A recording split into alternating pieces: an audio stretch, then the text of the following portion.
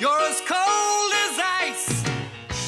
You're willing to sacrifice our love. Salut à toutes et à tous, bienvenue pour ce 16e épisode de la 3e saison de Coach Fax. On revient d'abord sur ce match complètement fou entre Gauthieron et Davos. Victoire des Fribourgeois 7-6 après prolongation alors qu'il y avait 4-0 pour Davos après 10 minutes de jeu. Ensuite, on passe à Genève où il s'est passé, au-delà de la défaite de 1-0 à Ambry, un pugilat pas possible avec on a dépassé les 100 minutes de pénalité des 5 plus matchs. En veux-tu, en voilà. On va voir s'il n'y a pas une perte de vestiaire de la part de Patémon. Et puis Bienne, par contre, alors lui qui a gagné 4-0 sans aucun souci avec un très bon Yannick Radguet. Bon, entre-temps, on aura parlé des pronostics et on finit avec vos questions, un peu de NHL et un peu de René Fazel.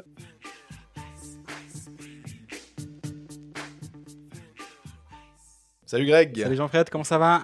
Ça va très très bien et toi? T'as vécu un match assez incroyable. J'ai vu 13 buts déjà pour un mardi soir. C'est pas mal quand même, effectivement. La moitié des buts de la journée de National League étaient sur la même patinoire, un match complètement fou. Honnêtement, je réfléchissais après la rencontre. En une quinzaine d'années de journalisme, j'ai quand même vu 2-3 matchs à force, mais je sais pas si on a vu d'aussi...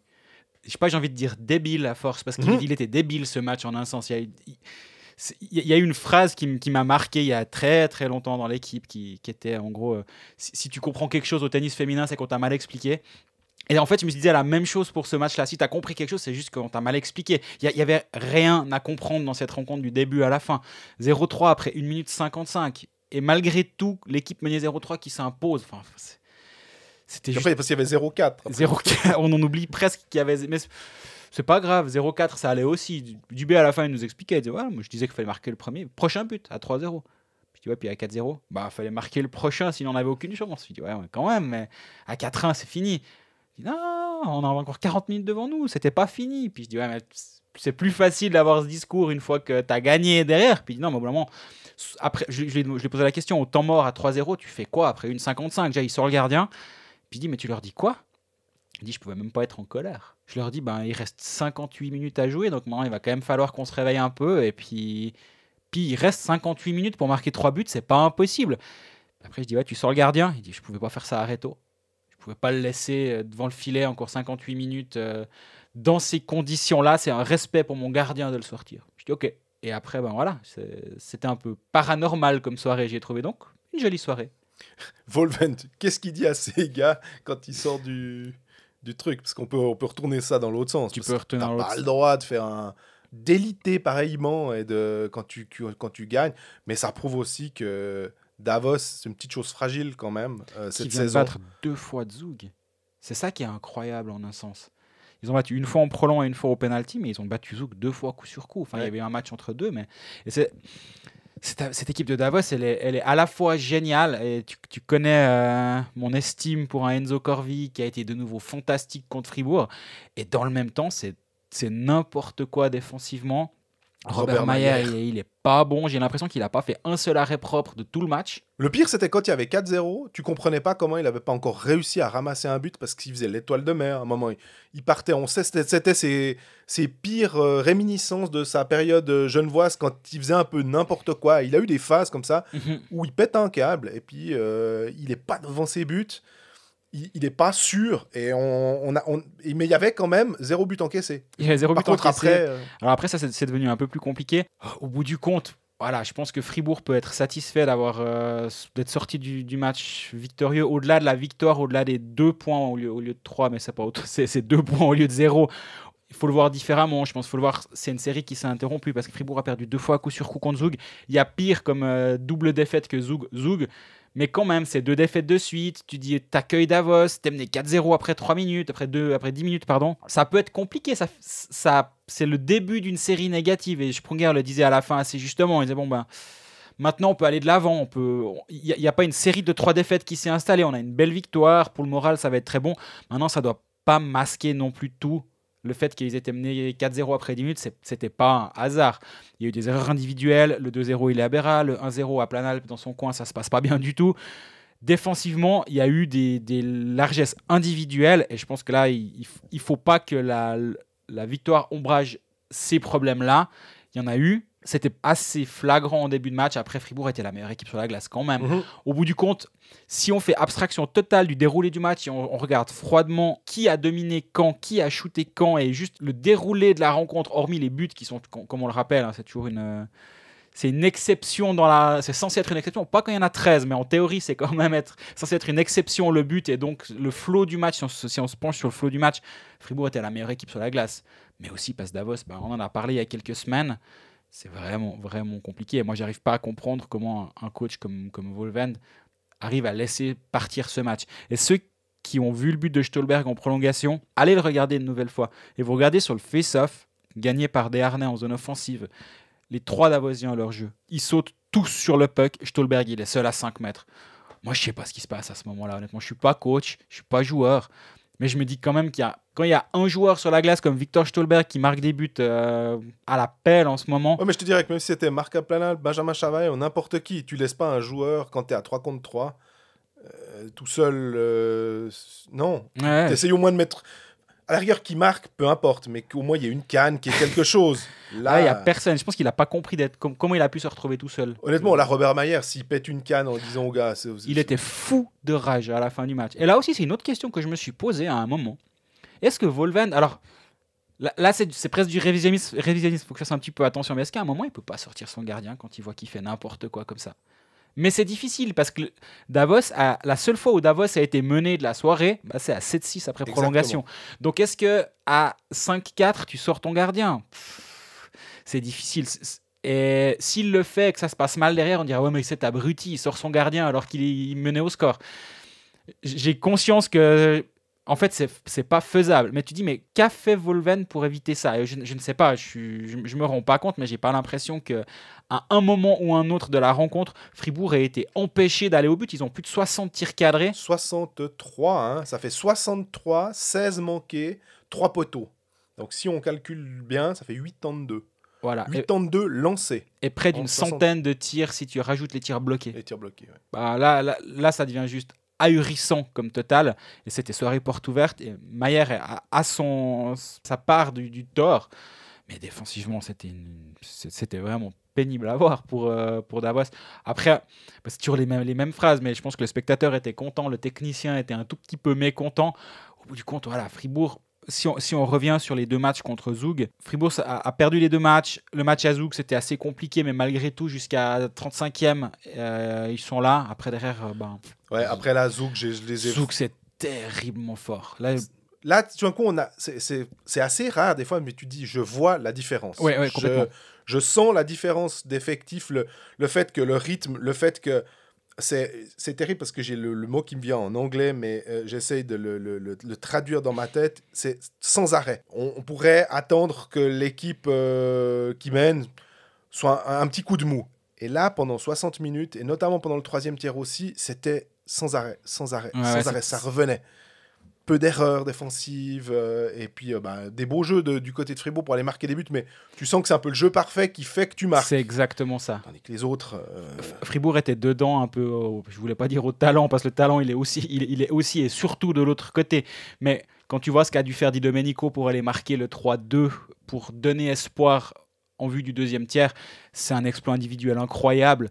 Mais globalement, là, on parlait de la meilleure équipe sur la glace entre Fribourg et Davos. Forcément, sur ce match à Zug, la meilleure équipe sur la glace, c'était clairement Zug.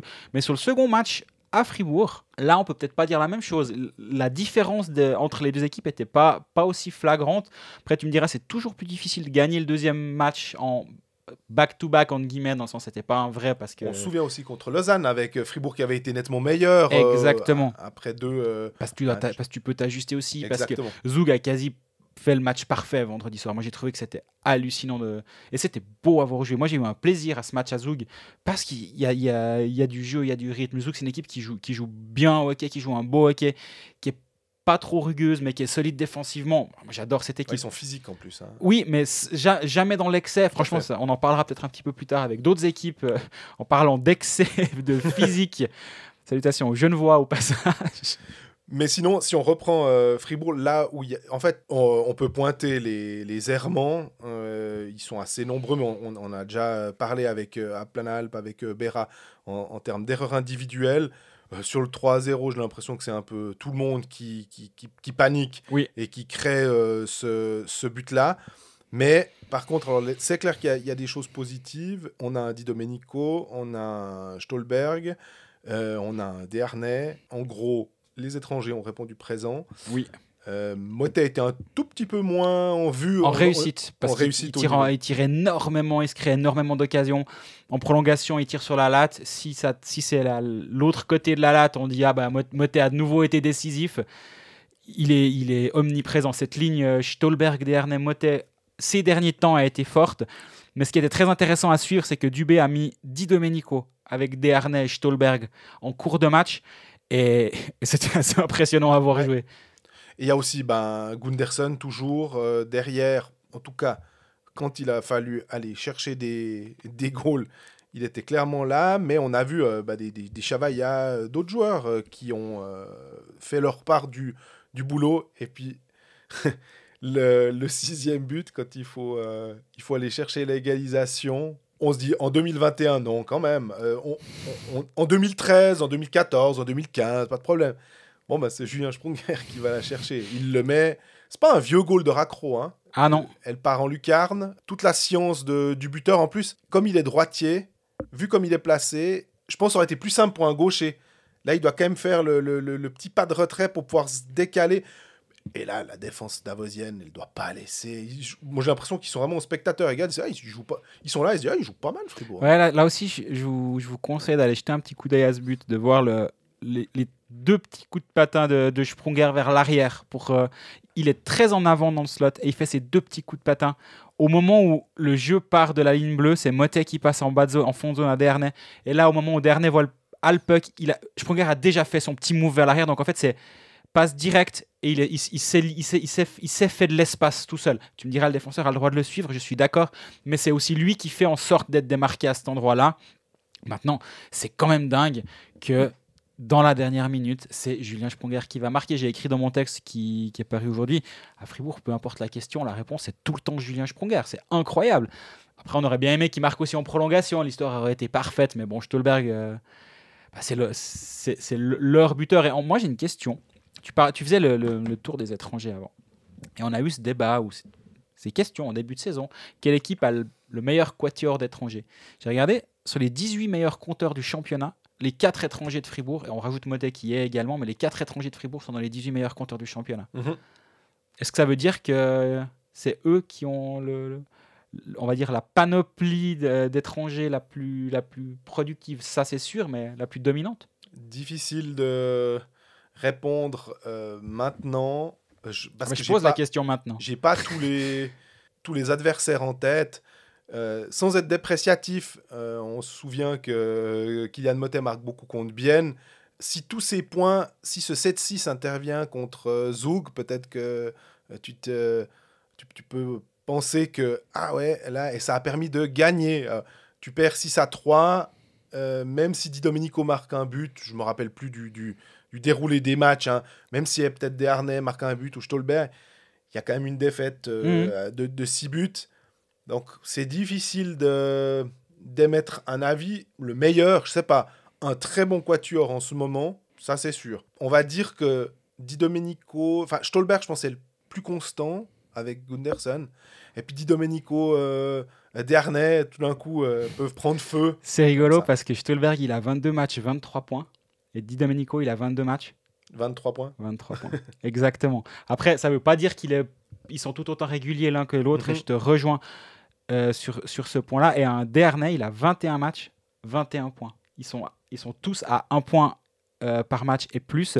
Et Gunderson, qui lui joue tous les matchs, il a 25 matchs, 23 points. Il a 0,92, il est défenseur. Donc, on sait que c'est un défenseur hyper utile sur un petit peu offensif. Ouais. Mais c'est quand même ce qui sauve Fribourg aussi, et c'est aussi peut-être la raison pour laquelle certains joueurs suisses sont un petit peu, pas sous le radar actuellement. Yannick Eren ? Au hasard, pas sous le radar actuellement. Et si Fribourg veut avoir du succès à long terme, ça va ça va pas passer tous les soirs par une performance incroyable du trio offensif des Harnais, Stolberg, Di Domenico. Sous le radar, à part ça, c'est une façon polie et gentille de dire qu'il livre pas la marchandise, si je peux reprendre cette expression Non, tu la reprends. Non, qui fait beaucoup non, tu la rire certains de nos amis. tu la reprends pas. En tout cas, il est pas forcément présent comme on pourrait s'attendre, parce que là aussi, on a des attentes en corrélation avec ses émoluments, son salaire. Bah, c'est là où c'est étonnant. En fait, je regardais hier, je me faisais exactement la même réflexion que toi concernant Yannick Herren en me disant ouais, ça fait un moment qu'on l'a pas vu. Il a eu une période assez positive et il a 24 matchs, 11 points. Si on extrapole sur 50 matchs, ça fait du 23 points sur 50 matchs environ. Et en fait, la saison passée, il fait 50 matchs, 23 points. Donc je me dis, en fait, c'est juste qu'il a beaucoup moins de buts, mais il a un peu plus de passes que la saison dernière. La saison dernière où il était pas bon ou pas très bon à Lausanne, on est bien d'accord. Mais est-ce que finalement, c'est pas nos attentes qui sont trop élevées pour ce joueur? Parce que sa meilleure saison en carrière, c'est 49 matchs, 36 points, 18 buts, 18 passes. Il avait été vraiment très très bon. Ouais, c'est là où il jouait avec Vermin notamment. Et puis, ouais, il Jeffrey, avait commencé la saison avec Jeffrey. Mais à part cette saison à 49 matchs, 36 points, sa meilleure saison en carrière, c'est la dernière. C'est 50 matchs, 23 points. Donc en fait, actuellement, il est sur la voie ou en chemin pour faire sa deuxième meilleure saison en carrière en points par match. Est-ce que finalement, c'est pas à terme nos attentes le concernant qui sont trop élevées? Mais ces attentes, elles sont toujours basées sur l'argent qu'on je suis d'accord avec toi. estime, qu'on sait à peu près combien il touche, et que quand tu te fais reléguer peut-être sur une ligne où tu vas jouer peut-être que 10 minutes, c'est toujours la même chose, c'est de se dire, bon, sur ma 4e ligne ou sur ma ligne X, mais c'est sur une ligne qui n'a joué que 8 à 10 minutes, j'ai quelqu'un qui me coûte ça. Et exact. Cet argent, parce que en fait, on a toujours cette réflexion-là, parce qu'on a notre réflexion nord-américaine du salary cap, ou tant mieux si tu as, par exemple, je prends l'exemple de Chicago, Pius Suter visiblement sera sur une sorte de 2e ligne à Chicago, et il touche 925 000, quelque chose comme ça. Donc, effectivement, s'il produit, on va dire, waouh, c'est génial. Mais tu sais que s'il produit, son contrat, tu vas devoir le payer après. Un peu de la même manière que Dominique Kubalik, qui gagnait pas grand-chose, qui gagnait à peu près ce même salaire-là, mais qu'après, il faut payer 3 millions et quelques. Tout de suite, ça monte. Là, le contrat, il est fixe pour Yannick Herren, en l'occurrence, puisqu'on parle de lui. Avant, on attend aussi qu'il fasse un peu mieux. Puis, c'est pas forcément qu'en termes de points, parce que faut regarder, si c'est sur ses 11 assists, c'est peut-être 7 deuxième assists ou quelque chose comme ça. On sait aussi un petit peu comment ça va, et c'est l'impact. À la rigueur, peut-être il marque peu de points, mais il a un impact dans le jeu qui est hyper important, où tu sais que c'est la pièce maîtresse de la ligne qui va bien. On se rappelle au début, cette ligne avec Schmidt et Di Domenico, qui allait très très très très bien. Absolument. Au début. Et puis après, Schmidt s'est fait un petit peu rattraper par, peut-être pas la hype, mais par le fait qu'il est jeune. On l'a déjà dit très très souvent. Oui, il y a une progression qui peut être, on espère, linéaire, pas exponentielle, ce sera un peu compliqué, mais en tout cas linéaire.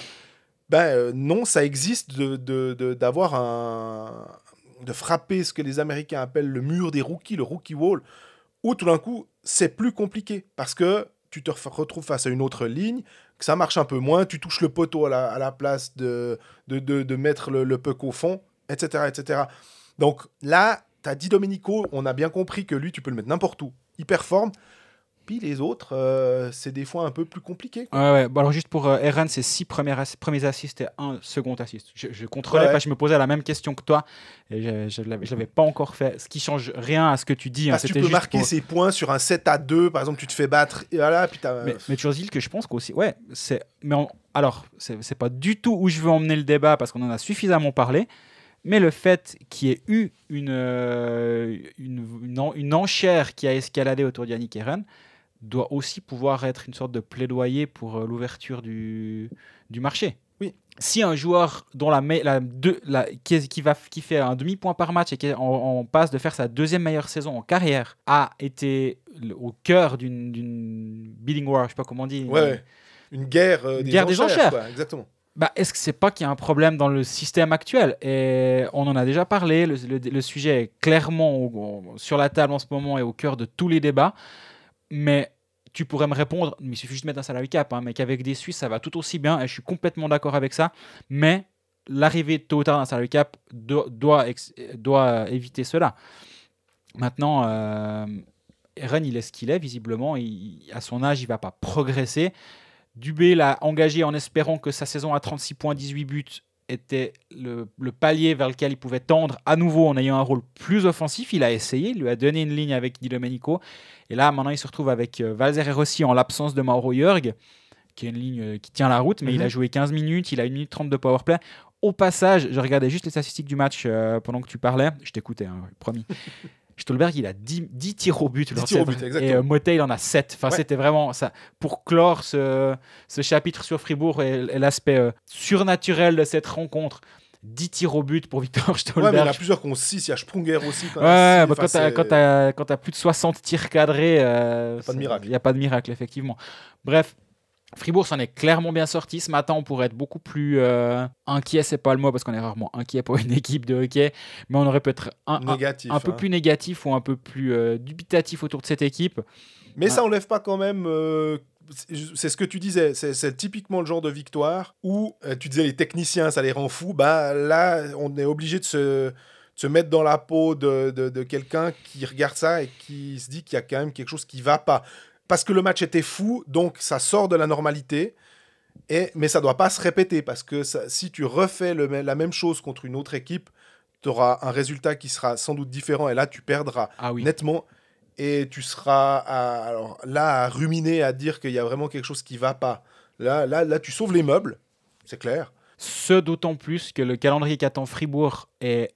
positif quand même. Ah, sérieux. Alors, je disais les 2 prochains matchs, parce qu'ils sont à domicile. Il y a Rapperswil, pas facile, hein, clairement. Si on devait partir sur des pronostics, je suis pas sûr que je me lancerais à corps perdu sur Fribourg. Puis après, il y a un match contre Genève qui va pas être simple non plus, mais après, c'est à domicile. C'est Rapperswil, Genève, Zurich. Moi, je peine à te dire que... Il y a combien de matchs à domicile à part les 2 premiers? Ah, et après Zurich, c'est Genève.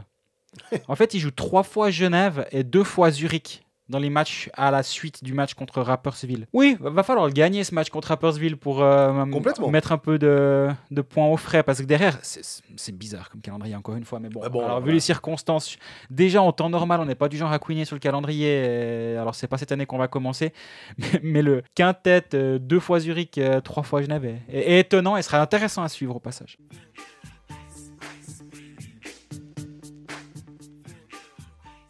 C'était presque une transition parfaite. Tu as peut-être un peu trop parlé de Zurich juste avant. On passe à Genève qui arrive pas contre Ambry. En fait, on a l'impression que c'est leur némésis. C'est le Joker pour Batman. Ça passe pas, quoi. Non, il y a 2-0 pour Ambry. On se souvient d'ailleurs qu'Auvernay, après un match flamboyant contre Langnau, 8-1, là aussi persuadé que Genève allait surfer sur cette vague, ils avaient réussi à perdre de mémoire 3-2 Auvernay contre Ambry avec un powerplay qui marchait. Là, il n'y a pas eu besoin d'avoir autant que ça. Un 2-0, et ce qu'on va garder, en fait, c'est les minutes de pénalité de ce match. Notamment la faute de Temernes. C'est sa 2e 5+ match. Honnêtement, quand tu vois la faute, je comprends pas comment il peut avoir 5+ match. Pour moi, c'est un contact. Et puis, par contre, la bande, je trouve que c'est très sévère, surtout que c'est pas un joueur très méchant normalement. Par contre, alors, à la 60e... Il y a eu un petit souci, là. Hein. Ouais, le Coultre qui décide de terminer une charge à mi-glace alors qu'il reste 2 secondes à jouer, que tu sais que c'est bon, qu'il n'y a pas besoin d'en rajouter. Là aussi, en anglais, c'est un peu... prends le L, si je dois le traduire, prends le L et tu... Prends la défaite, tu te tais et tu pars de manière digne. Accepte la défaite et rentre à la maison, quoi. Et là, ça n'a pas été le cas, et on a assisté au cauchemar de tout joueur de hockey manager, avec des 5+20 pour Omar.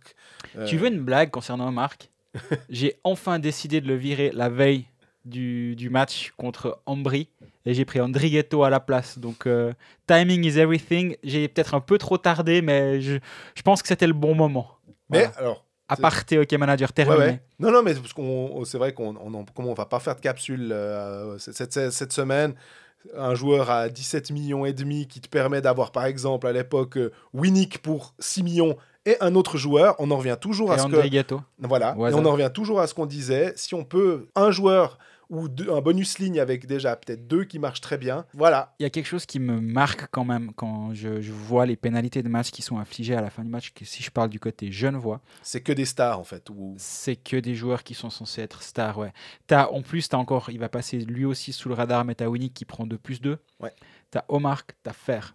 Et moi, je trouve que ça m'allume une petite alarme de voir ça. Je me dis, ok, il y a une grosse frustration visiblement pour que ces joueurs pètent les plombs.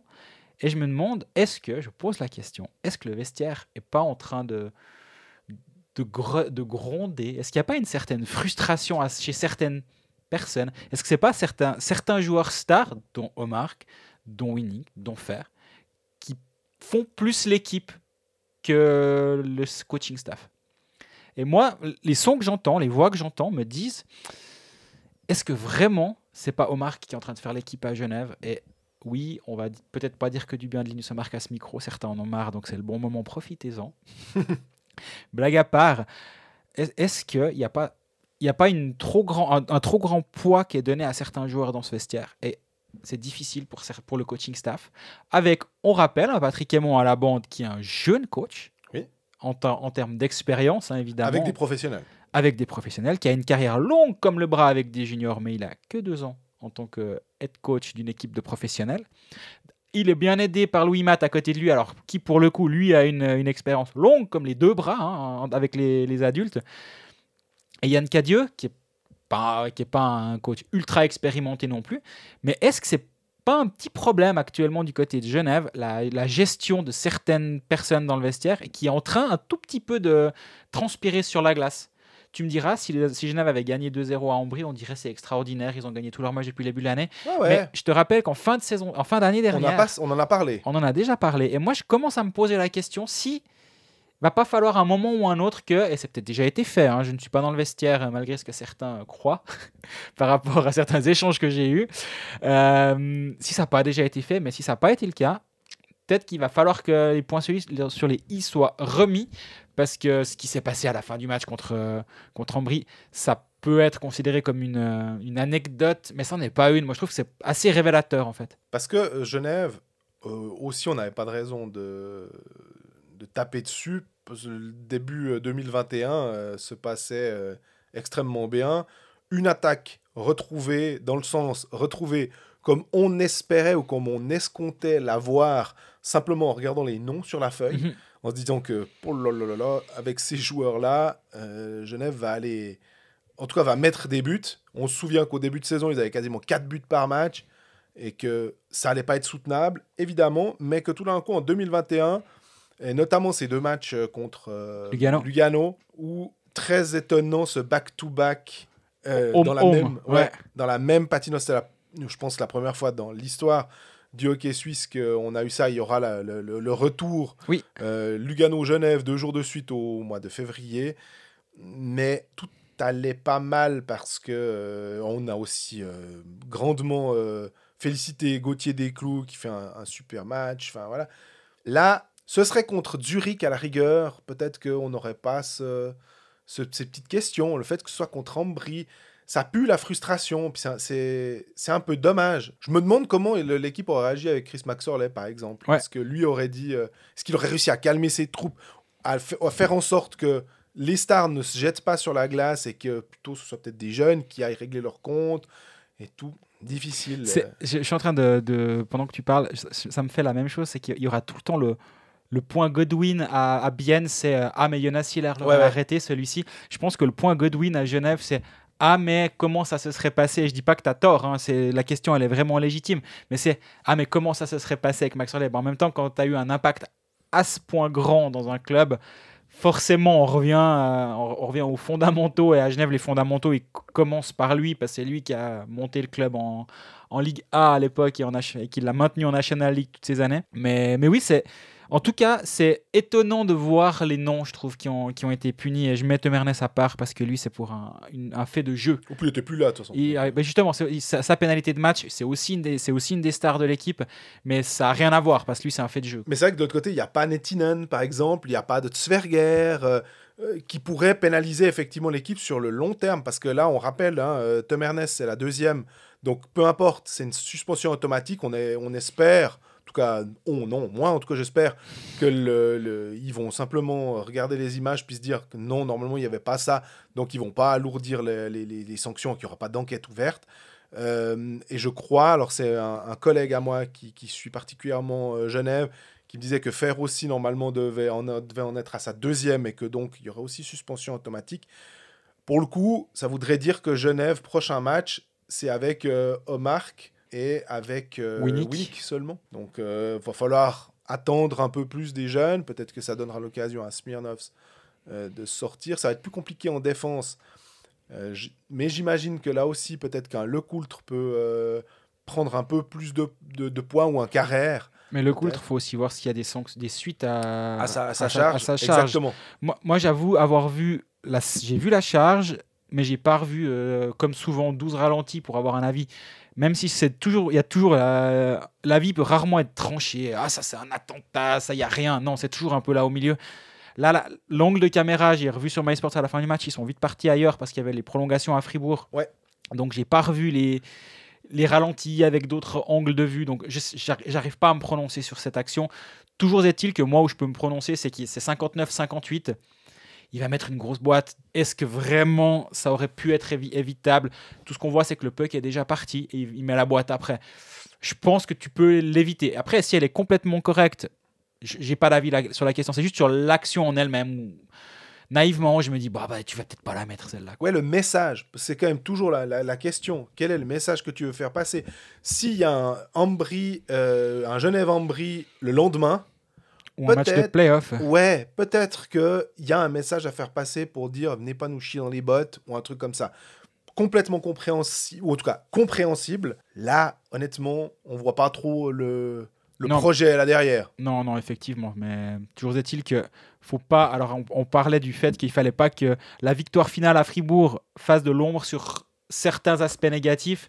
Là, concernant Genève, c'est complètement l'inverse. Faut pas non plus que ce passage regrettable de la fin de match à Ambry et ce match tout court qui est regrettable, mais cette fin de match où ça a clairement déconné, ça doit pas faire ombrage sur le fait que la forme de Genève depuis le début de cette année 2021 est quand même assez impressionnante. On en a déjà parlé la semaine passée du remaniement ministériel, on va dire, de Patrick Aymon qui a tout brassé. De Tanner Richard qui revient très fort. Le match de Richard à Bienne, c'était vraiment magnifique. Il était partout, offensivement impliqué, défensivement impliqué.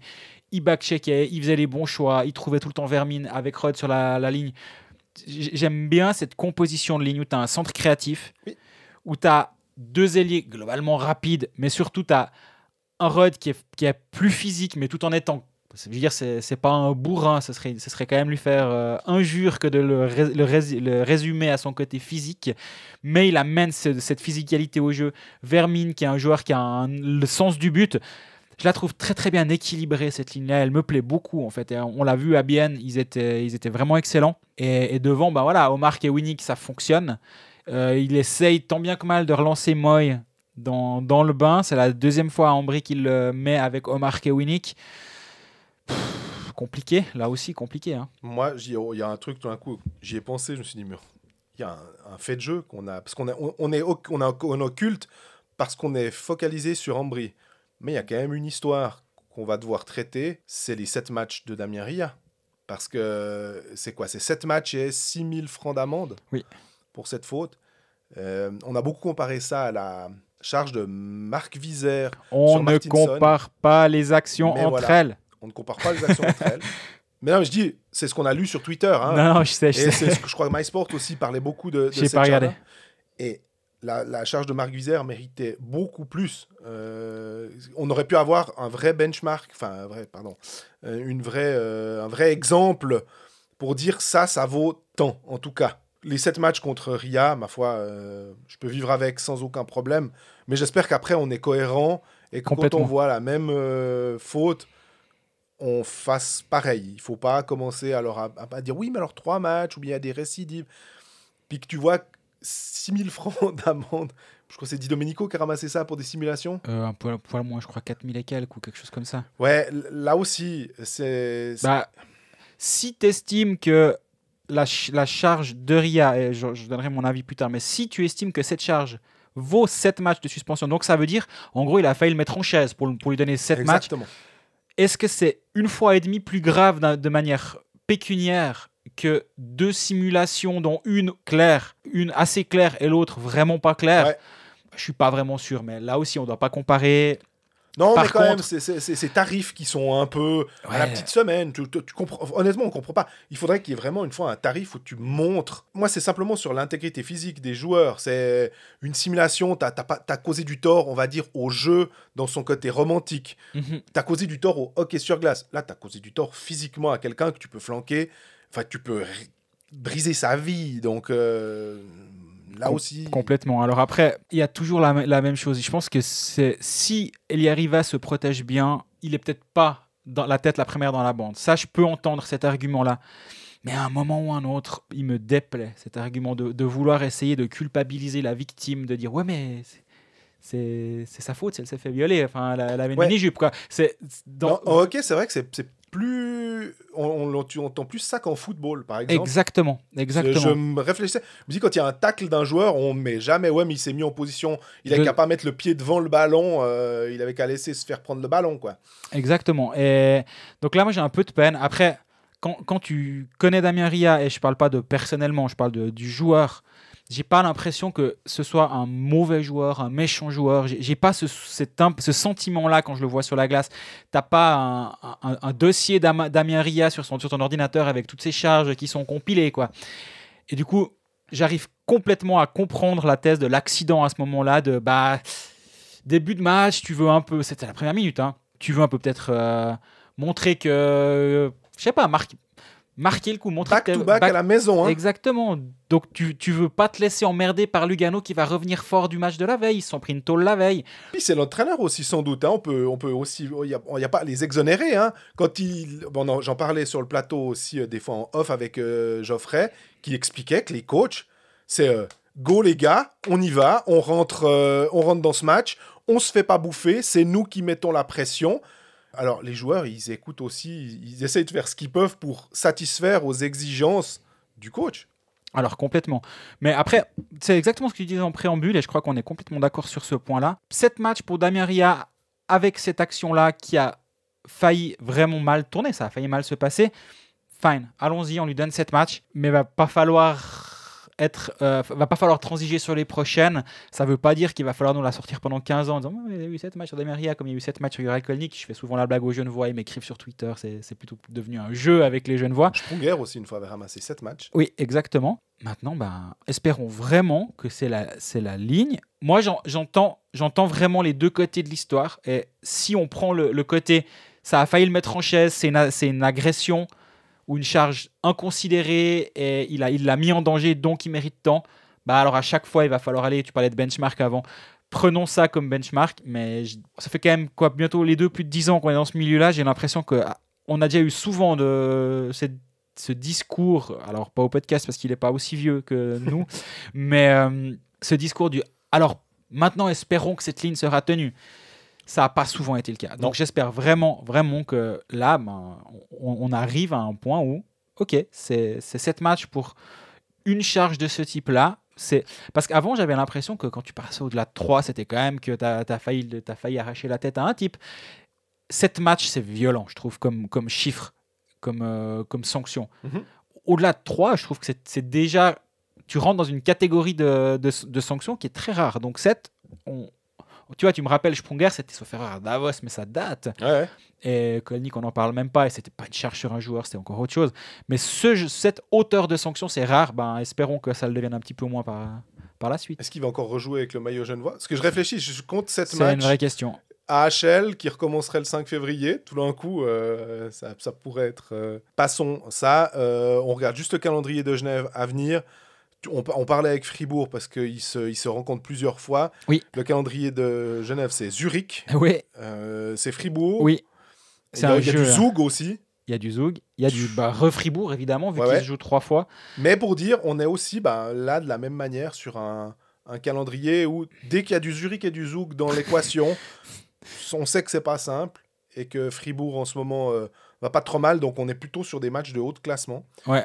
on va voir si Genève, qui sera probablement décimé, notamment lors du prochain match avec sans Tom Ernest, on disait, sans Fer probablement, sans Ria, comment ils vont réagir, est-ce qu'ils vont un peu se calmer, mais ce sera très intéressant à suivre de voir des matchs de haut niveau.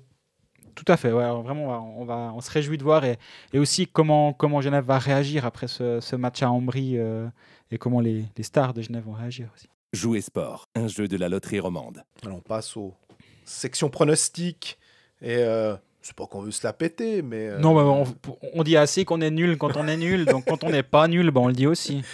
Ce coup-ci, les deux paris ont passé. C'était un pari avec Zug et toi. Zug Fribourg pour moi. Et puis Zurich de l'autre côté.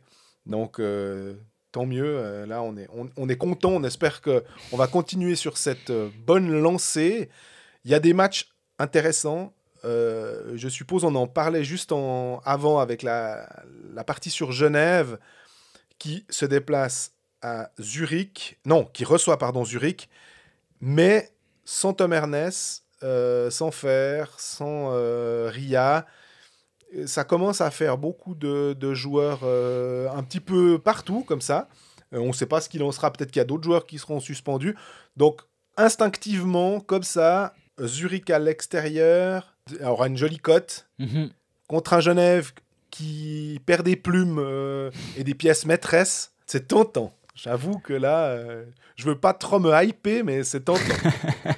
Écoute, oui, je suis assez de ton avis. Il m'intéresse aussi ce match. Je pense qu'on peut espérer une cote des Zurich autour de 2,5 par là. Et si on se sent joueur, peut-être un Zurich avec handicap autour des 3,5, quelque chose comme ça. Putain, t'es gourmand quand même. Mais toujours.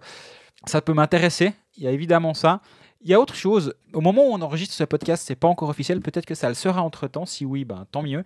Mais le match Lausanne-Bienne de vendredi soir devrait être reporté pour cause de quarantaine prolongée pour le Lausanne HC.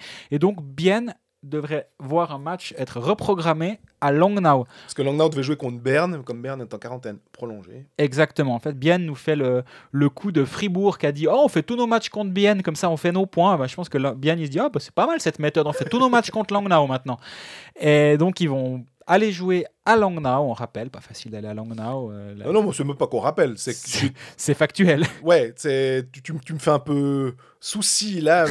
Mais j'ai envie d'y croire, évidemment. On en parlera quand on reparle de Bienne. Bien sûr qu'il y a plein d'indicateurs qui font que... Mais Langnau, on les perd pas tous. Puis surtout à la maison, en fait. Quand ils doivent gagner un match, c'est en général à la maison. Donc j'imagine ce vieux 3-3 tout d'un coup. Et puis ils perdent... Enfin, Bienne va gagner en prolongation, quoi. Ça, c'est le scénario du match, mais c'était 5-4 et c'est Moser qui avait marqué en prolong. Ah oui, tout début de saison. Il peut y avoir ça. Il peut y avoir Bienne à Langnau qui m'intéressera. Fribourg à la maison contre Rapperswil, je sais pas trop qu'en penser. Rapperswil, je me méfie. Fribourg, certes, a été très très fort mentalement pour se sortir de la gonfle contre Davos, mais est-ce qu'ils ils couchent sur 2 défaites avant celui-ci, donc ça m'inquiète un peu. Davos à Ambry, alors là, j'ai l'impression que ça peut être n'importe quoi, donc je vais pas m'amuser. Lugano Zug, compliqué. Explosion offensive à Lugano, parce que tu sais que Zug, ils vont en mettre, mais c'est pas non plus...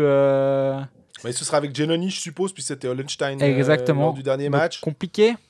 C'est une soirée assez difficile. J'aime bien quand même ce Bienne à Langnau. J'espère que la cote sera à la hauteur de mes espoirs.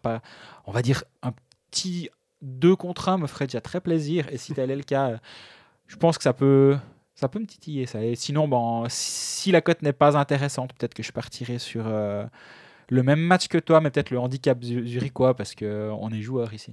Alors, vous verrez ça sur nos réseaux vendredi. Avec les codes de Jouer Sport que nous mettrons sur nos réseaux, sur Instagram et sur Facebook notamment. Jouer Sport, un jeu de la loterie romande. Troisième club qui jouait, c'était Bienne, et qui a plutôt pas mal joué, en tout cas mardi soir.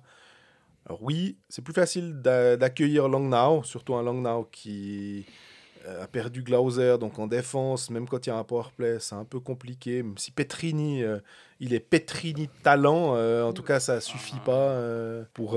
C'est non, ça, monsieur Deletta. 4-0, un match, on va dire, sans histoire dans ce derby bernois.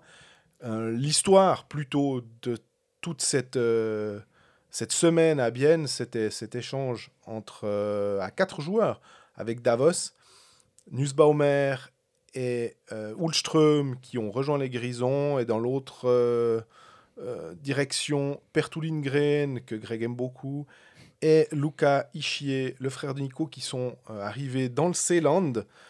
Les dividendes ont été automatiques presque du côté biennois, puisque c'est Lindgren qui a ouvert le score et que Ischier a récolté un assist. Donc, moi, quand j'ai vu cet échange, et on a plusieurs questions, enfin, on a plusieurs personnes qui nous ont posé la même question. Est-ce qu'on peut revenir sur cet échange ? Avec plaisir. C'est toujours la question du win-win. Et j'ai l'impression que c'est en tout cas, je vois pas un club qui s'est véritablement affaibli. Je me dis pas, ah ouais, il y en a un qui a gagné l'échange. J'ai l'impression que c'est vraiment favorable aux deux, aussi parce que Nussbaumer était déjà en contact très avancé avec Davos. Si ça se trouve, il avait même déjà signé son contrat. Donc finalement, on l'envoie avant, comme ça, on se débarrasse de cette question. On sait qu'il peut aller directement dans le club qu'il allait de toute façon rejoindre ce printemps. Et surtout, il jouait pas à Bienne et Leuenberger lui faisait pas confiance, oui, à part sur une mauvaise le match de dimanche, lorsque Bienne l'a mis en powerplay, l'a mis en centre d'une ligne. En même temps, quand tu sais qu'ils étaient déjà en discussion pour cet échange, ça s'appelle, comment dire, ils l'ont mis sous le spotlight, ils l'ont mis en vitrine. Ah, montre ce que tu sais faire, s'il te plaît.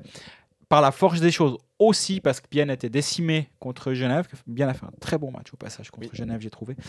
Oui, tu as un Lindgren qui veut partir de Davos. Ça se passe pas très bien avec Volven, si j'ai bien compris. J'ai pas la réponse à ça, mais je crois que lui était mécontent. Il voulait peut-être prolonger son contrat, mais en même temps, il arrivait en fin de contrat et je pense que ça l'inquiétait, donc il voulait s'assurer son avenir. À Davos, ils lui ont dit, écoute, commence par bien jouer au hockey, puis après on en rediscute. Puis ils n'arrivaient pas à s'entendre, ce qui a amené à une volonté de rompre le contrat, ou de l'interrompre plutôt, parce qu'il n'a pas été rompu. Ulström à Bienne donnait pas satisfaction. Tu dis, bon, ok. Ischier allait signer ou avait signé à Bienne. Finalement, tout le monde... Les deux étrangers se donnent une chance de se relancer. Ouais. Les deux joueurs suisses vont dans leur futur nouveau club, et peut-être qu'ils étaient en bout de course dans leur club actuel, ou peut-être que, là aussi, inconsciemment, quand tu sais qu'un joueur va s'en aller, si tu as une autre option dans un processus de développement, ce qui est le cas et à Bienne et à Davos, où on donne la chance à certains jeunes, tu mettras toujours un jeune qui va être là l'année prochaine plutôt qu'un qui va s'en aller. C'est complètement logique. Donc, pour moi, comme tu disais en préambule aussi, c'est win-win.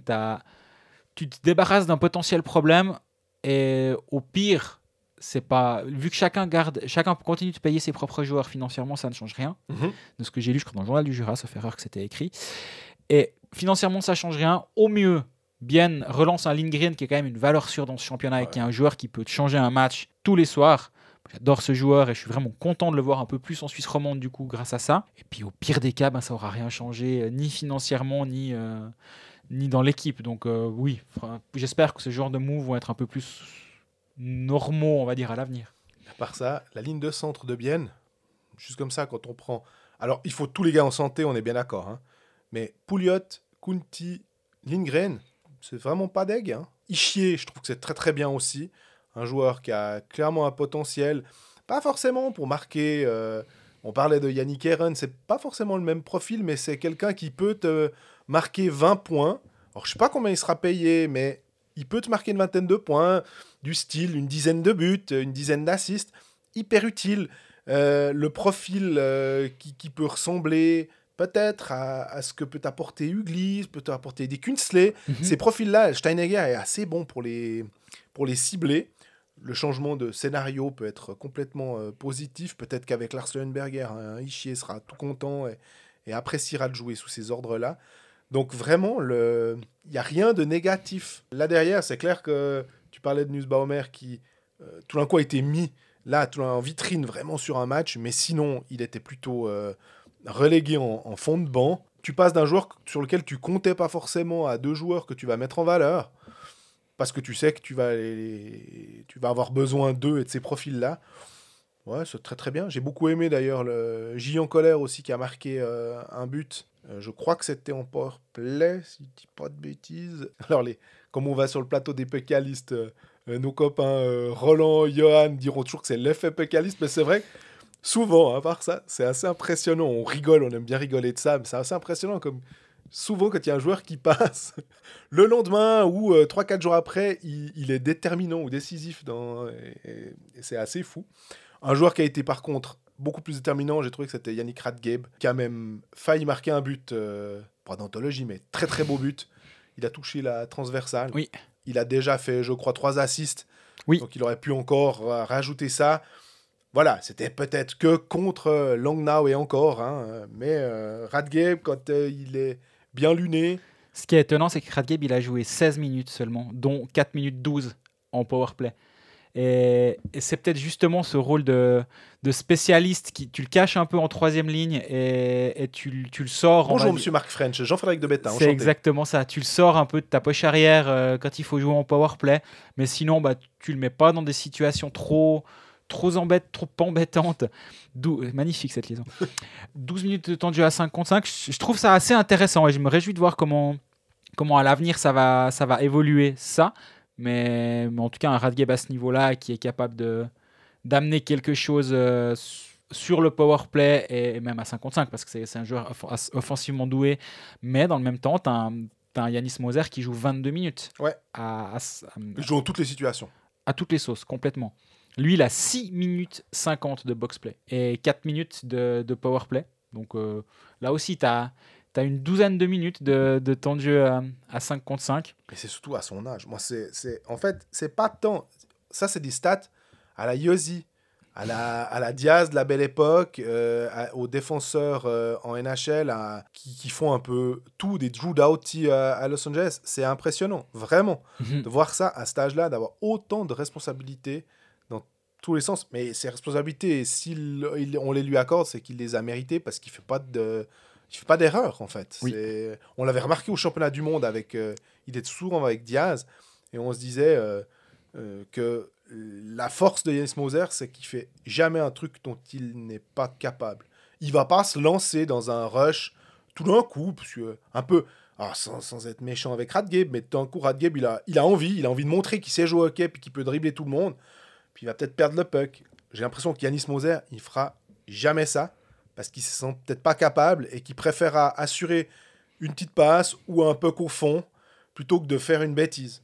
Ouais, et il y a un point sur lequel j'ai envie de revenir aussi concernant Bienne, c'est Yannick Stempfli. Il a joué près d'un quart d'heure. Il est bon, lui, à part ça. Il a 20 ans. Et moi, en début de saison, on m'en disait beaucoup de bien. J'avais parlé avec Loïc Bourcalter à Chaux-de-Fonds en tout début de saison parce qu'il était prêté à Chaux-de-Fonds par Bienne. Il m'a dit, il est fort, lui. Alors, j'espère qu'on va l'avoir toute la saison parce qu'il est vraiment très, très fort. Joueur qui débarque de Zug Academy durant l'été. Il était en Swiss League, il fait 40 matchs la saison dernière, 11 points. C'est un ancien attaquant, donc défenseur qui porte bien le puck, mais il fait déjà 1m87 selon Elite Prospect. J'ai l'impression d'être relangué là. Salut Roland, vu que je pense qu'il nous écoute. Moi, il m'impressionne à chaque fois que je le vois. Je trouve qu'il est d'un calme et d'une justesse quand il est sur la glace. Vraiment, j'aime bien ce joueur. Et là aussi, je me dis, ça c'est un sacré joli coup d'être allé le chercher. Ils le font commencer la saison gentiment à Chaux-de-Fonds. Il fait une dizaine de bons matchs. Tu le fais monter si besoin. Puis maintenant, ils le mettent avec Lindbaum pour assurer les arrières. Quelle année de contrat ? Il est encore sous contrat ? Oui, 21-22. Ok. Non, parce que je te dis ça finit en LI. Et il y a un Dominique Egli qui était passé par Bienne aussi. Et je me suis dit, si Dominique Egli part, forcément de Rapperswil, est-ce qu'un Yannick Stempfli, à terme, typiquement pour grandir, parce que Moser, Radgeb et compagnie, donc Stempfli, il n'aura pas forcément, soit il gagne sa place sur la glace, mais il a des sacrés joueurs à aller chercher, alors que peut-être qu'avec Rapperswil ou dans un club du style, peut-être Langnau, est-ce que ça pourrait être intéressant pour vraiment se développer, puis après devenir un défenseur de grande valeur en National League. Il a son contrat qui se termine en même temps qu'un certain Yannick Radgeb. Donc ça peut aussi être une autre réponse à ta question finalement. Que Steinegger a 2 ans pour voir si ce joueur, et je suis pas en train de dire que Stempfli est du niveau de Radgeb, rien de tout ça, attention. Mais à 20 ans, et je trouve que on met souvent en avant le scouting d'un Steinegger et il fait pas tout juste, on le sait, mais l'exemple d'Ugly est un excellent exemple.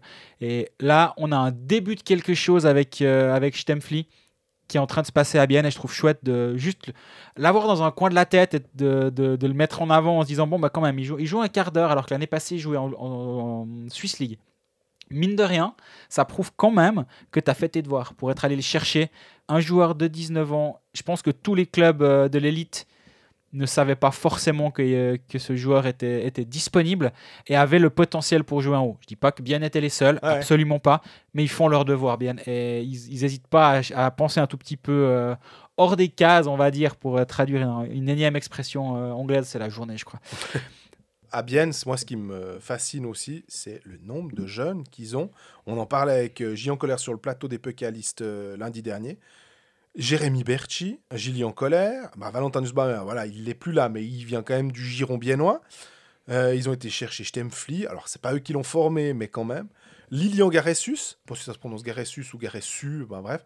Liane Birsel, Il est très très bien lui aussi. Ouais, on en avait déjà parlé. Mais là aussi, on va éviter de commencer à dire que c'est le futur. Insérer un nom. Mais en général, ce qui est bien, c'est de dire Nico Ishii ou Romagnosi. Ça fait très bien. On prend le meilleur. Non, mais que c'est sûr, c'est un défenseur. J'en parlais aussi avec Gillian. Il m'a dit, ouais, il est très impressionnant. Il doit encore se polir. C'est comme un diamant. Ma foi, il fait 1m92, quelque chose. Il fait plus d'1m90. Oui. Il est très puissant. Si ça devient une sorte de Johann Siegenthaler, Jonas Siegenthaler, hyper mobile, malgré sa grande taille, tout bénef pour Bienne, parce que c'est des profils, faudra voir s'il reste en Suisse ou s'il veut se développer ailleurs, mais en tout cas, ce qui est sûr, c'est qu'ils ont un mouvement junior, ils en sortent, je suis pas sûr qu'ils arriveront à tous les faire jouer. C'est toujours la même question, on en parlait avec Gauthieron, avec les Jobin, les Bougreau et tout. Faudra voir, parce qu'à un moment... Tu peux pas avoir Damien Brunner, Pertou Lindgren et compagnie, et puis vouloir faire jouer si jeune. Non, mais Ramon Tanner joue 12 minutes de nouveau contre Langnau. Gillian Colère joue 17 minutes. Non, ça c'est Pertou Lindgren, je suis sur la mauvaise ligne. Il joue 15 minutes 41, pardon. Mais c'est pas mal, hein. Et donc voilà, c'est chouette à voir comme évolution. Maintenant, il va quand même falloir un petit peu de retour de blessure. Parce que Bien était quand même salement diminué ces derniers temps. Qu'est-ce qu'il peut faire d'ailleurs avec Komarek et compagnie qui vont revenir, Kunti, Brunner, peut être joli, hein. Ouais, complètement. Ils avaient offert, qui n'était pas là, en plus qui marche du feu de Dieu en cette saison. Donc là, il y aura des choix qui vont être faits. Après, quand ta quatrième ligne, c'est Garessu, Gustafsson, Schlepfer, tu as de la place pour faire revenir des joueurs. Berchi était aussi sur la feuille de match en 13e, mais lui, il n'a quasi pas joué à part un shift. Il a 6 secondes. Ouais, voilà. Il allait purger une pénalité si ça se trouve de bon. J'ai pas le détail sous les yeux, mais c'est pas impossible. Et du coup, c'est la défaite contre Genève était porteuse d'espoir, je trouve, parce que vraiment ils font un chouette match. Ils étaient là contre une équipe genevoise en ce moment qui carburait depuis le début de l'année. Langnau, ils ont fait le job, 4-0, c'est bon, on n'en parle plus. Blanchissage de Van Pottelberg. Voilà, ça fait pas de mal et lui ses temps va bien. On en a parlé la semaine dernière. On va pas chaque semaine parler de lui, mais il va très bien. Prochain match, de nouveau contre Langnau, avant de jouer Rapperswil, puis Berne. Si un jour il décide de revenir de quarantaine, je crois pas. Je crois que c'est... ça fait quoi, 3 semaines sans défaite pour Berne. Voilà, tout va bien à Berne, il me semble. Ça fait 3 semaines qu'ils n'ont pas perdu. Et donc voilà, maintenant, Bien à 2 matchs à sa portée contre Langnau, contre Rapperswil. Si tu arrives à enchaîner puis faire 3 victoires de rang derrière, le top 6 est de nouveau à portée de main. Donc c'est assez positif. Les jeunes jouent, c'est positif. Maintenant, faut pas avoir le contre-coup comme récemment, parce que la série de 4 défaites, elle date d'hier finalement.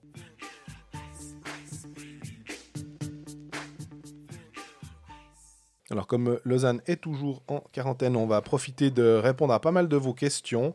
On va en reprendre certaines qui ont été laissées de côté. Je m'en excuse, parce que Greg n'a rien à voir là-dedans. C'est surtout moi qui m'occupe de prendre les questions. C'est vrai que des fois, j'oublie. Et c'est gentil, il y en a quelqu'un qui nous a relancé d'ailleurs. Ça faisait plusieurs semaines, voire peut-être plusieurs mois, qu'on avait cette question en stock. Très, très bien. C'était Marco qui nous pose la question. Alors, il faut se souvenir, c'était un match Davos-Zug, mais peu importe, c'est une situation de jeu, tout le monde va comprendre. Il y a eu un surnombre, il restait moins de 2 minutes de jeu, et il n'y a pas eu penalty. Et lui, il se disait, j'ai un souvenir vague d'un match de Lausanne. Alors, très bon souvenir de Marco, en l'occurrence. C'était en 2014, c'était en play-off, et c'était... il y avait eu un penalty parce que, si je ne dis pas de bêtises, c'est Florian Kohns qui était monté sur la glace alors qu'il restait... moins de 2 minutes de jeu, ça avait causé un surnombre. On a regardé les règles, mais Greg, toi, tu as tout de suite dit « Ah, mais je crois savoir pourquoi ». Oui, c'est si le surnombre... il y a une différence dans l'intentionnalité du surnombre de tête, hein, mais je crois que toi, tu allé vérifier. C'est juste, c'est pour ça. Si le joueur, en gros, saute sur la glace pour aller descendre l'attaquant qui va marquer dans la cage vide, bah là, c'est un surnombre intentionnel et tu donnes le but... Penalty, pardon. Tandis que si c'est un surnombre, l'attaquant il s'est un petit peu rué et puis il a au moment du changement de joueur, il y a eu un surnombre, mais vraiment dans le flot du changement. Là, il n'y a pas d'intentionnalité de vouloir enfreindre la règle et donc là, c'est un 2 minutes. Je crois que c'est ça la nuance à apporter. Tout à fait. C'est pour ça d'ailleurs que souvent, la plupart du temps, ça va être ce qui s'est passé, c'est 2 minutes de pénalité et pas un penalty. Ce qui a quand même d'autres conséquences. En plus, Lausanne-Zurich, c'était en play-off. Je crois que ça avait amené une prolongation que Zurich avait gagné. Bref, ça a eu vraiment des implications dans ce match. C'était assez fou et les gens ne comprenaient pas.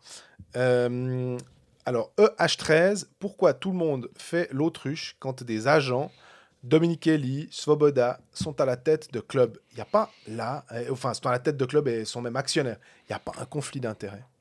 Bah, je pense que ça a été expliqué, ou en tout cas, au bout d'un moment, on est obligé de s'arrêter au dire des gens. Et quand Svoboda a été intronisé à Lausanne, c'est une des premières questions que je lui ai posées. C'est que va-t-il se passer de tes joueurs? C'est de l'anglais, donc le you est de... Je ne tutoie pas les gens si facilement. Que va-t-il se passer de tes joueurs, avec tes joueurs, vu que tu étais agent? Il m'a dit, j'ai réglé ça, je ne suis plus agent de joueur. Au bout d'un moment...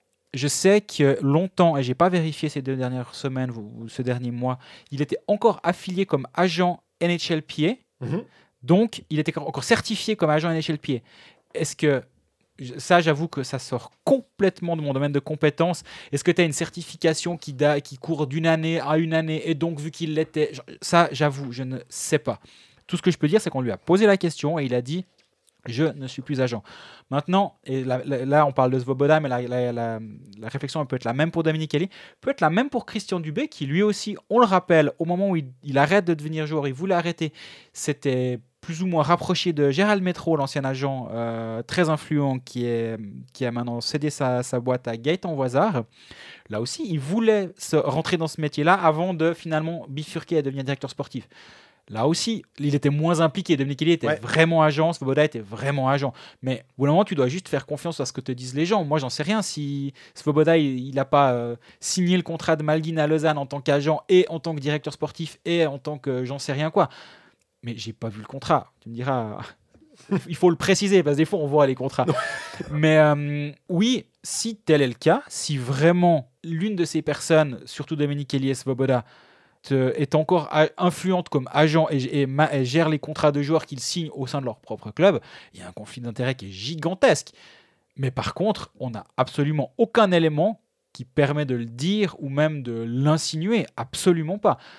Les points qu'on relie, c'est Svoboda était l'agent de Malguin en Amérique du Nord, c'est vrai. Il était agent d'autres joueurs. Et de ce que je sais, avant la reprise du LHC par le groupe d'investisseurs dont peut être Svoboda, il essayait de faire venir certains joueurs tchèques, dont certains de Trinec, de ce que je sais, à Lausanne. Mais il n'y avait aucun problème à ce moment-là, vu qu'il n'était pas du tout partie prenante dans le Lausanne HC, si ce n'est qu'il faisait un audit du club où il s'intéressait à potentiellement le racheter. Mais à ce moment-là, il n'y avait aucun problème. Donc, pour moi, il n'y a pas une question de faire l'autruche.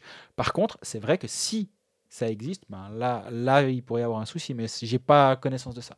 Très, très bien. Ça me permet d'enchaîner, parce que avec dans le même cadre, d'avoir au moins un fil rouge, parce que comme les questions elles peuvent partir dans tous les sens, on va essayer de les regrouper. Marc Egui, Malguin, est-ce qu'il va rester à Lausanne à long terme? Et si Toronto le veut pas, est-ce qu'il est au ballottage? Je peux répondre, pas sur le long terme, par contre je peux répondre sur la question du ballottage. Il n'y aura pas de souci puisqu'il a un contrat d'1 année et qu'il sera agent libre, il pourra signer où il veut. Donc là, on n'a plus de question de ballottage une fois que son contrat avec Toronto sera arrivé à terme. Voilà, alors après sur le long terme... Sur le long terme, j'avoue que moi, de ce que je lis de la situation, c'est que j'ai l'impression que sa carrière en Amérique du Nord, elle a pris un sacré coup la semaine dernière. Visiblement, aucun club n'a souhaité le réclamer au ballottage. Est-ce que c'est un move du joueur disant « Non, mais si vous me réclamez, moi, je ne vais pas vraiment avoir envie de venir. » Donc, auquel cas, il est mort. S'il a fait ça, j'ai l'impression. Toute proportion gardée. Non, mais sa carrière en Amérique du Nord, on prend un sacré coup. Mais dans l'autre sens, s'il ne l'a pas fait, mais que personne ne s'est dit « Ah, lui, j'aimerais bien le ramener », ce qui m'étonne, vraiment. Mais ma foi, les faits sont là. Du coup, tu te dis aussi, est-ce que vraiment, si bon soit-il en Suisse, un joueur est reparti en Amérique du Nord? Il n'y en a quand même pas beaucoup. On a déjà suffisamment parlé. Et Malgin est à un autre niveau que les exemples que j'avais cités la dernière fois, les Vermin et Richard ou Berchi ou ce genre de joueurs-là, qui étaient plutôt entre deux eaux. Lui, il était quand même plus en NHL qu'en AHL, contrairement aux exemples précédents. Mais malgré tout, je pense que ça reste visiblement une voie de garage, la Suisse, pour les recruteurs d'Amérique du Nord qui se disent moi, je préfère avoir un gars sous la main ici, voir ce qu'il fait, puis on va pas aller s'embêter avec lui. Donc, moi, je le vois bien à Zurich. Je sais pas pourquoi. Je sais pas, parce qu'il vient de là-bas. Ouais, puis qu'il adore cette ville, puis qu'ils ont plus Pius sous terre, puis qu'ils ont de l'argent, puis que c'est pas très difficile de l'appeler, puis de lui dire tiens, viens, il y a une nouvelle patinoire, ça nous ferait plaisir que tu sois là, et tout. Je pense que c'est clairement possible.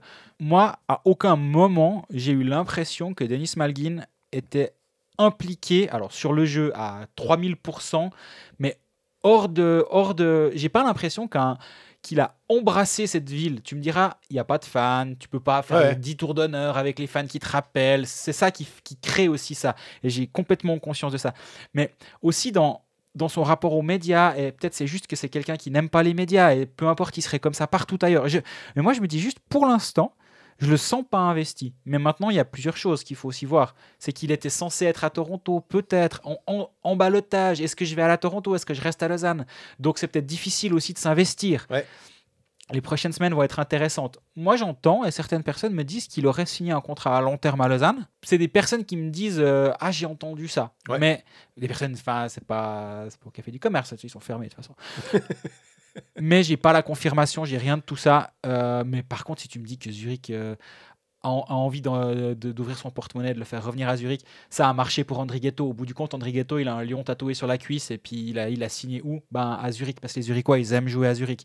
Malgin, il est pas Zurichois, il est Soleroy, mais il est Zurichois ouais. dans l'âme, on va dire. Il a ses attaches là-bas.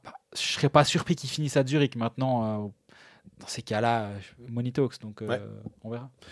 Émile Gallet, quel est votre avis sur le mercato suisse du LHC 2021-2022 en attaque? Kenin Sebozon, toujours pas prolongé. Fuchs, LHC ou Lugano? Je crois que là, on peut quand même gentiment dire LHC. Malgin pourrait-y rester? Bon, bref, ça, on a répondu. Théo Rochette est-il une option si pas drafté? Je pense que Théo Rochette va rester encore l'année prochaine au Canada, parce que Patrick Roy compte vraiment sur lui et qu'ils pourraient ils auront une jolie équipe et qu'ils pourraient aller un peu plus loin avec son équipe et qu'il aura du temps de jeu. Après, par contre, c'est ouvert pour revenir en Suisse. Je crois qu'il y a pas mal de formations je ne sais pas si c'est de National League, mais il y a pas mal de formations suisses qui sont très intéressées par son profil, bien évidemment. Berchi sous contrat, mais Fribourg met la pression. Alors, en gros, c'est Kenin Sebozon, toujours pas prolongé, et puis Berchi sous contrat. Je crois que Boson, il va rester. Rien me fait dire qu'il va pas rester. J'ai pas l'info certaine, mais pour moi, il va rester. Kenin, il me semble que tu disais que de ce que tu entendais, il s'entendait bien avec Svoboda. Ouais, je crois qu'ils sont assez proches avec Svoboda là aussi. Mais après, ça dépend peut-être aussi de certaines autres choses, parce que si tu signes Sven Berchi, Jason Fuchs, et puis encore Dieu sait qui... Il vient de lâcher un nom, les gars, il vient de lâcher un nom. Non, mais c'est le nom qui est... Il lâche un nom, c'est jamais... il sait quelque chose, je vous le dis, il sait quelque chose. Non, c'est comme ça. Sven Berchi va-t-il rester en Amérique du Nord? On ne sait pas. Les clubs qui peuvent l'engager, ils ne sont pas 14 en National League, il n'y en a que 12 déjà, et puis... Moi, j'ai l'impression que c'est typiquement un genre de joueur qui va rester en Amérique du Nord, quoi. Très possible. Un peu à la Yannick Weber, tu sais. Alors, qu'est-ce qu'on a annoncé qu'Yannick Weber? Ouais, mais de toute façon, regarde, il a un contrat à 2,50 francs là-bas. Alors, il va bien rentrer, il va venir gagner son argent en Suisse. Quel respect pour Yannick Weber, à part ça. Complètement. Lui, impressionnant. On parlera un petit peu d'NHF, vous avez des questions là-dessus. Mais voilà, au bout du compte, il n'y aura pas de la place pour tout le monde. Mais moi j'ai plutôt tendance à croire que Ronald Skeens va rester. Il fait pas une saison non plus où tout le monde va se dire mon Dieu, ma pièce manquante, c'est Ronald Skeens. Je pense qu'il doit coûter de l'argent aussi. Ouais, je pense qu'il doit pas être gratuit. Et a raison. Lui, l'aspect licence étrangère, c'est pas important. Parce que je pense qu'il est en dessus de ce genre de joueurs qui vont être sous la barre au moment de faire les comptes. Tu prends une place d'étranger pour Ronald Skeens, il n'y a pas de problème. Si tu en as 10, dont les binationaux, enfin les étrangers à licence suisse, il n'y a pas de problème. Mais il ne fait pas une saison qui justifie de se l'arracher ou qu'un club vienne faire une offre incroyable pour lui. Là aussi, si Zurich se dit « Ah, mais toi, tu es aussi un Zurichois, même s'il vient des Pikes Oberthurgau, comme beaucoup de Lettons. » C'est possible qu'il s'en aille, mais moi, je le vois plutôt rester, honnêtement. On va prendre cette question de Laurent concernant le probable plafond salarial qui devrait arriver, les discussions sur le temps de glace des jeunes avec l'ouverture du marché. Serait-il judicieux d'imiter la KHL et de ne pas prendre en compte les joueurs de moins de 21 ans dans cette masse salariale? Très bonne idée. Très bonne idée. Je sais pas quoi dire d'autre, mais oui, très, très bonne idée. Quentin, donc Laurent et Quentin, qui sont des auditeurs assidus de Coldfax, on les salue.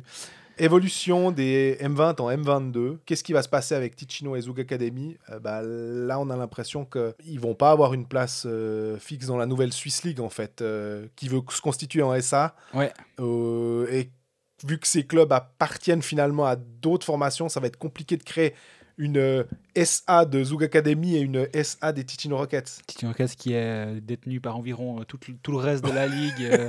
Donc c'est vrai que c'est compliqué. Et ça, c'est un petit peu décevant. Et il y a Hans-Peter Strebel, chauffeur de Zug, qui a fait une interview dans la Zuger Zeitung la semaine dernière où justement il regrettait le fait que leur Zug Academy, qui est quand même un endroit où des jeunes ont pu se développer, un Sven Leyenberger qui maintenant joue en haut est passé par là, un Davo Wüttrich, un Livio Stadler, Langenegger. Zender, j'ai un tout petit doute s'il est beaucoup passé par là. Il est passé, ouais. Et voilà, donc c'est une filière qui fonctionne pour Zug. Leur pyramide, elle est bien en place. Getse, on en parle, t'en as pas parlé, mais c'est aussi une question qu'on peut mettre sur la table. C'est est-ce que vraiment Getse va continuer est-ce que Zurich va continuer à mettre des moyens à Getse alors que tu peux mettre ces moyens pour engager des joueurs étrangers finalement Et ça, cette partie-là du débat, je la comprends complètement. Et est-ce que la solution, c'est d'augmenter les années de junior pour poursuivre le développement? Mais je sais pas. Ça, j'avoue que j'ai vu cette proposition et j'arrive pas à avoir un avis. Vraiment. Je suis perdu sur la question. Désolé, Quentin. Brian, qui a un petit sujet sur les Suisses en NHL et sur les chances de leurs équipes respectives pour la reprise de la saison. Donc, on rappelle, la saison va recommencer cette nuit, en gros, la nuit de mercredi à jeudi. 56 matchs, 4 divisions, dont une division canadienne pour éviter de franchir la frontière avec les États-Unis. J'ai fait mon papier de présentation et effectivement, ça va pas être simple parce qu'en plus, il y a cette histoire de taxi squad qui est payé au salaire. AHL, c'est en fait un groupe de 6 joueurs qui s'entraînent à part. Ils ne doivent pas être en contact avec l'équipe parce que si jamais il y a un cas de Covid, il faut qu'ils puissent être engageables assez rapidement. Tu le composes un peu comme tu veux. Ça peut être 3 attaquants, un défenseur, 2 gardiens. Je crois que Gilsen va faire partie, puisqu'il sera 3e gardien, donc il va vraisemblablement faire partie de cette taxi squad le temps que la AHL recommence. Ça va être le 5 février. En gros, on sait que les joueurs qui sont, on va dire les stars suisses, c'est Romagnosi, pas de problème. C'est Nico Hischier qui va pas commencer parce qu'il a une petite blessure au pied. Mais là non plus, aucun problème. Kevin Fiala, aucun problème. Timo Meyer, aucun problème. Nino Niederreiter, aucun problème. Mais Nino Niederreiter, il a connu une saison l'année passée qui n'était pas extraordinaire. Faudra peut-être en mettre un petit peu plus. Je crois que là, il était en première ligne. Si je dis pas de bêtises dans ce que j'ai vu des derniers line-up. Donc on va lui redonner une chance de performer bien avec Sébastien Ao. Et puis après, on a des joueurs. On a Jonas Siegenthaler, visiblement, il serait 7e défenseur du côté de Washington. On a parlé du cas Sven Berchi, qui a été placé au ballottage, qui n'a pas été réclamé, au contraire d'un Lucas Biza. Oui. Qui alors honnêtement, j'étais tout surpris. Placé au ballottage par Winnipeg, réclamé par Nashville. Du coup, tu dois passer la frontière. Il va devoir se mettre en quarantaine, etc. Enfin, à Nashville, on a Yannick Weber qui essaye d'avoir un contrat. Il avait un professional tryout, comme ils appellent là-bas, donc un essai. Et on ne sait toujours pas s'il a obtenu satisfaction et s'il a un contrat. En tout cas, j'ai rien vu dernièrement. Je pense que s'il avait obtenu quelque chose, on l'aurait vu. Un jour, il faudra quand même qu'on se penche sur la carrière de Lucas Biza.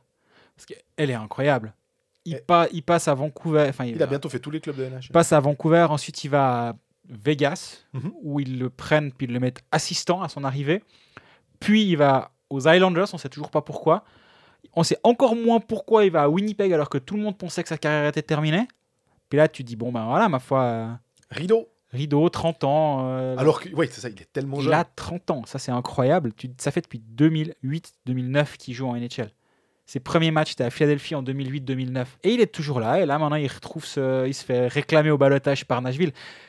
elle est dingue, sa carrière à lui. Et lui, je pense pas. Après, on parlait de ceux qui reviendraient peut-être en Suisse. Lui, je vois juste pas le truc, quoi. Mais visiblement parce qu'il avait de l'immobilier en Californie Oui. et que sa vie, en tout cas c'était son agent qui avait sorti ça, que à un moment, quand justement il y avait les Highlanders, est-ce qu'il pourrait revenir en Suisse un peu, c'est la même question qu'on se pose avec Mirko Müller, qui est lié pour l'instant avec Zug. J'ai envie de dire aussi attention à Mirko Müller. On l'a trouvé excellent à Copenhague quand il faisait la paire avec Romagnosi. Il était excellent, vraiment. Il amenait cette touche défensive, pas simple, mais quand même capable de faire une bonne première passe, parce que c'est pas un premier choix de draft pour rien. Mais il jouait sur ses qualités, excellent. Je pense que Zug, s'il va à Zug, parce que là, ils vont le payer cher pour un joueur qui est pas non plus...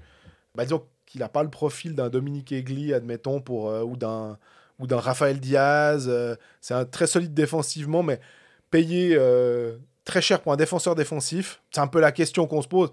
En Suisse, avec un salary cap éventuel, moi, je suis un peu perplexe à ce niveau-là, sur ces profils de joueurs qui sont payés cher. Ouais, je suis assez d'accord. Après, on a un souvenir qui est quand même assez resplendissant de Mirko Müller à Copenhague. Mais c'était quand même en 2018, ça... Ouais, alors complètement d'accord avec toi, mais c'est quand même pas vieux. Non.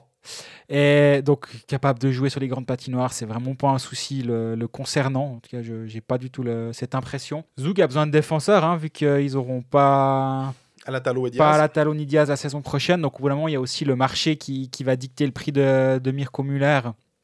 Et il est bien content, à mon avis, de voir les Zugois se faire déplumer derrière.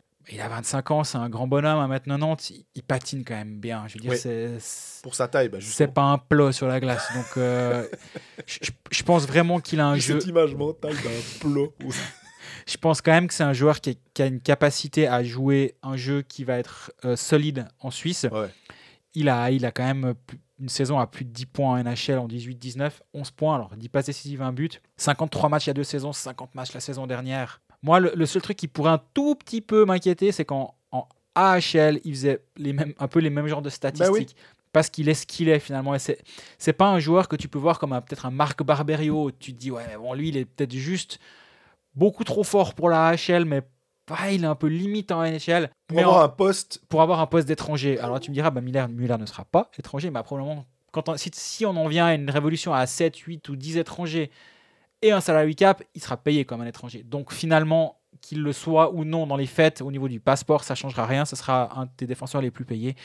Et est-ce qu'il est capable de jouer ce rôle de défenseur suisse numéro 1 dans un contender, dans un club pouvant gagner le titre? Je ne sais pas, mais le marché, en tout cas, il lui est très favorable en ce moment. Je finis juste avec Gaëtan Haas, qui, alors lui, va aussi devoir s'accrocher pour être centre d'une des 2 dernières lignes à Edmonton. C'est vraiment pas simple. En plus, il a chopé le Covid. Donc, il était en isolement, quarantaine avec son ami. Vraiment, là, pour le coup, lui, il a un vrai défi devant lui parce qu'ils ont pris plusieurs joueurs qui peuvent tenir ce rôle de centre de peut-être 4e ligne. Ce qu'ils aiment bien, c'est qu'il a de très bons engagements et qu'il est droitier. Ça, c'est 2 grands atouts. Voilà, et puis on finit avec Kourachev et Pius Suter, surtout. Moi, c'est Pius Suter, en fait. Kourachev, je pense qu'il est encore un petit peu jeune. Je l'aurais volontiers vu rester à Lugano jusqu'à la fin de la saison. Bref, Pius Suter, par contre, avec Kubalik et avec Brendan Peary sur une ligne, j'ai vraiment envie de voir Pius Suter avoir sa chance en NHL et voir ce qu'il est capable de faire parce que j'ai aucune idée. Je me souviens du Pius Suter qui marque 30 buts la saison passée, qui est le MVP, qui est éblouissant, qui était capable de marquer 4 buts dans un match, vraiment incroyable. Qu'est-ce que ça va donner en NHL? Dans une première ligne à Zurich, où il était avec Garrett Rowe, qui est un créateur quand même extraordinaire. La saison d'avant, il a 41 matchs, 24 points. Donc il a un saut extraordinaire entre la saison d'avant et la saison de MVP. Après, c'est pas... La saison précédente, en 17-18, il est déjà à plus d'1 point par match. Donc, je ne suis pas en train de dire que c'est une exception cette saison dernière. Mais effectivement, il demande confirmation. Il n'a que 24 ans. Donc, cette saison de la confirmation aurait dû arriver maintenant en Suisse. Ouais.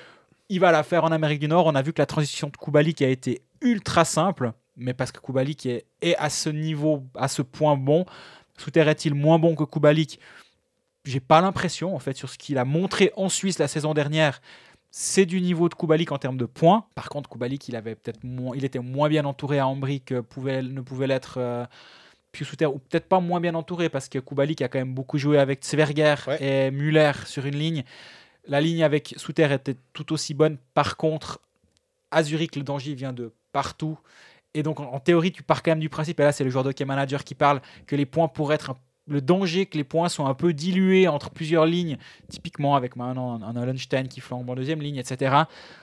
C'est plus difficile d'être le point d'ancrage de l'attaque comme l'était Kubalik à Ambry. Donc ce que fait Souter à Zurich ne doit pas être diminué parce qu'il avait des meilleurs joueurs autour de lui. Au contraire, ça peut peut-être même apporter à son crédit. Je sais qu'on va faire un peu long, je vois juste, mais René Fazel, tu voulais, parce que tu as fait un petit papier, c'est quand même dommage d'ailleurs je crois qu'il est un peu peiné si j'ai bien lu notre dépêche, parce que c'était dans 10-14 sur SRF, qui s'est rendu compte que le câlin, le hug à Loukachenko est assez mal passé en termes d'image. En termes d'image, c'est pas très bien passé, effectivement. Au-delà de toute considération politique, et moi je me dis juste, est-ce qu'il y a quelqu'un à ce moment-là dans les press relations qui va vers lui et qui dit, bon, écoute, t'essaies d'éviter de faire copain comme cochon avec quelqu'un qui est interdit de voyage en Suisse, par exemple. Ouais. C'est une idée, comme ça. Et moi, j'arrive pas à comprendre. C'est vraiment étonnant. Et là aussi, on met aussi toutes les considérations, on va dire, pandémiques de côté. C'est pas du tout le point, parce que beaucoup de gens se sont offusqués du fait que les gestes barrières. Non, là... c'est secondaire, finalement. Ça devrait même pas être une question. Non, moi je suis un peu déçu de voir ça, je dois avouer. Ça m'a un peu gêné, embarrassé, choqué, c'est un bien grand mot parce qu'on parle que de sport. Ouais. Mais là, on en parle un peu moins de sport. Et justement, quand tu vas en Biélorussie, on y était allé en 2014. La situation était déjà glissante. En 2014, les États-Unis avaient longuement menacé de boycotter, mais ils n'étaient pas allés au bout. Il y avait quand même eu des voix qui s'étaient élevées. On avait une conférence de presse à laquelle on avait assisté les deux ou pas? Non, celle-là, on n'y était pas. En tout cas, moi pas. Où Fazel nous a dit que c'était probablement le meilleur championnat du monde de l'histoire. Tu me diras, ça ressemble à la meilleure préparation de l'histoire de Gotteron, qui est chaque année la meilleure. En 2015, quand à Prague, c'était aussi le meilleur championnat de l'histoire. Donc, voilà. Donc, mais là, on est à un stade où l'insurrection populaire actuelle en Biélorussie rend la tenue d'une manifestation comme celle-ci compliquée. Sportive internationale, peu importe. Bien sûr. C'est ça. À part ça, je maintiens juste, on n'est pas beaucoup à être allé en Biélorussie, je pense.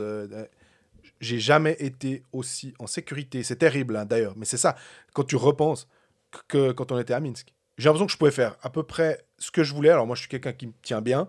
Donc, mais j'avais l'impression que je pouvais un peu faire n'importe quoi. J'étais de toute façon l'étranger. Il fallait pas qu'il y ait d'histoire avec moi et que j'aurais pu faire ce que je voulais. Et que par contre, le moindre Biélorusse qui levait un cil, il se faisait flanquer dans un panier à salade. On l'avait déjà raconté à ce micro, mais c'est pas grave. Mais moi, je me rappelle cette discussion qu'on avait eue sur une place où il y avait un écran géant avec des Biélorusses qui étaient relativement jeunes et nous parlaient en anglais et disaient mais continuez, merci d'être là parce que tant qu'il y a le championnat du monde à Minsk, en fait, c'est une autre vie. On a le droit de fumer dehors, on a le droit de boire des verres dehors, on a le droit de vivre dehors, mais c'est pas la vraie Biélorussie. Ce que vous voyez là, c'est ce qu'on veut bien vous montrer. Et on sait très bien que dès le lendemain de la finale du championnat du monde de hockey, on reviendra à notre réalité. Donc nous, on profite de ces 2 semaines comme finalement 2 semaines de liberté. Et quand on entend ça, c'est assez dur, je trouve. Et c'est vrai que maintenant, je me dis qu'il y a 6 ans de plus qui se sont passés. Et l'insurrection là-bas, qui est assez fortement réprimée par le pouvoir en place. Et il est quand même considéré comme le dernier dictateur d'Europe, Loukachenko. Et c'est pas des paroles en l'air. Je veux dire, la Suisse a pris des mesures contre la Biélorussie en décembre, pas par hasard non plus. Donc, est-ce que c'est une bonne idée de le jouer là-bas, le mondial? Non, je pense pas. Est-ce que les fédérations doivent attendre que l'IHF prenne leur décision? Je pense pas non plus. Et je pense que ça doit venir d'ailleurs et ça doit être les fédérations qui prennent la parole et qui disent on n'est pas d'accord d'aller dans ces conditions là-bas. Exact. Et ils l'ont pas fait actuellement. Le communiqué de la Ligue m'a un tout petit peu déçu. Je m'attendais à une prise de position un petit peu plus ferme. Et elle ne l'a pas vraiment été. Oui, on condamne la violence. C'est le concours de Miss France, quoi. C'est, oh, j'aime pas la violence. Puis quand il y a le soleil, c'est mieux que quand il pleut. Les bébés chats, c'est joli. Ouais, puis, et en même temps, je me mets à leur place. Ouais. Et est-ce que je ferais est-ce que je serais capable d'avoir ce genre de discours? On faut toujours toujours se mettre des deux côtés. C'est plus facile d'être ici et de faire des théories. J'en ai complètement conscience. Mais au bout d'un moment, dans une situation comme celle-ci, je pense que j'attends au moins, sans aller à l'extrême du Danemark qui a dit nous on boycotte. Ouais. Mettre la pression d'une manière ou d'une autre sur la chef. Est-ce qu'ils le font en coulisses? Peut-être. Mais tout ce travail en coulisses, ça va pas faire que l'opinion publique va changer. Et si on alerte l'opinion publique, ça a peut-être un plus grand impact, en tout cas médiatique, et ça peut faire bouger les choses. C'est ce que j'espère, en tout cas.